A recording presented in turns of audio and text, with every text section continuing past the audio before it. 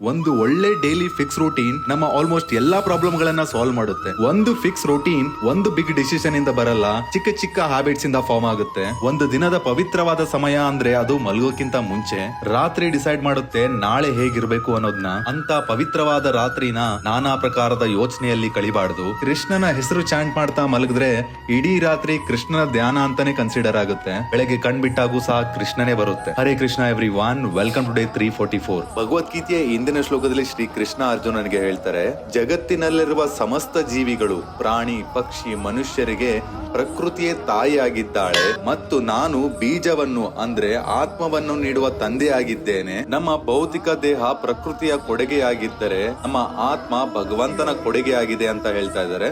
ಇವತ್ ಸಂಜೆ ಜಿಮ್ ಅಲ್ಲಿ ಚೆಸ್ಟ್ ಮತ್ತೆ ಟ್ರೈಸಿಪ್ಸ್ ವರ್ಕೌಟ್ ಮಾಡಿದೆ. ಇವತ್ತಿನ ವಿಡಿಯೋ ನಿಮ್ಗೆ ಏನಾದ್ರೂ ಇಷ್ಟ ಆಗಿದ್ರೆ ಬೇರೆಯವ್ರ ಜೊತೆ ಶೇರ್ ಮಾಡಿ. ಮತ್ತೆ ನಾಳೆ ವಿಡಿಯೋಲಿ ಸಿಗೋಣ. ಬಾಯ್.